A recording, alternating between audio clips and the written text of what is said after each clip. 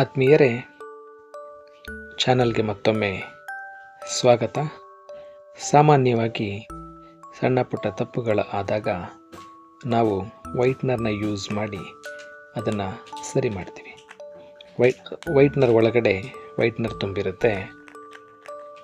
ನಾವು ಅದನ್ನು ಶೇಕ್ ಮಾಡಿದಾಗ ಒಳಗಡೆ ಕಟ ಕಟ ಕಟ ಕಟ ಅಂತ ಒಂದು ಸೌಂಡ್ ಬರುತ್ತೆ. ಭಾಳಷ್ಟು ಸಲ ಕುತೂಹಲ ಇರುತ್ತೆ, ಏನಪ್ಪ ಇದು, ಈ ವೈಟ್ನರ್ನ ಇದರೊಳಗೆ ಹೇಗೆ ತುಂಬ್ತಾರೆ, ಯಾಕೆ ಆ ರೀತಿ ಸೌಂಡ್ ಬರುತ್ತೆ, ಮತ್ತು ಅದರ ಒಳಗಡೆ ಹೇಗಿರ್ಬೋದು ಅನ್ನೋ ಕುತೂಹಲ ಇರುತ್ತೆ. ಬನ್ನಿ ಆ ಒಂದು ಕುತೂಹಲವನ್ನು ತಣಿಸುವಂತಹ ವಿಡಿಯೋವನ್ನು ಈಗ ನೋಡ್ಕೊಂಡು ಬರೋಣ. ವೈಟ್ನರ್ನ ಇವಾಗ ಕಟ್ ಮಾಡಿ ಓಪನ್ ಮಾಡಿ ನೋಡಿದ್ರೆ ಅದರ ಒಳಗೆ ಏನು ಇದು ಹೀಗೂ ಇರುತ್ತಾ ಅಂಥೇಳಿ ಅನಿಸುತ್ತೆ.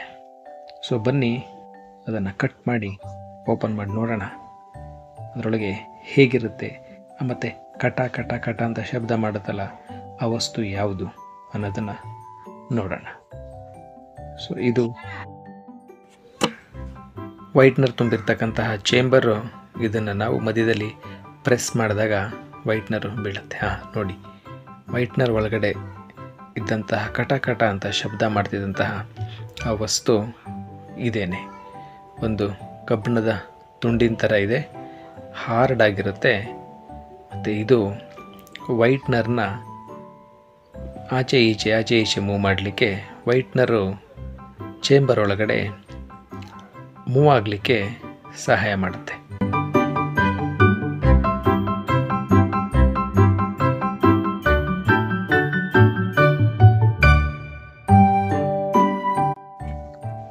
ಖಾಲಿಯಾಗಿರೋ ವೈಟ್ನರ್ನ ಚೇಂಬರ್ ಒಳಗಡೆ ಈ ರೀತಿ ಇರುತ್ತೆ.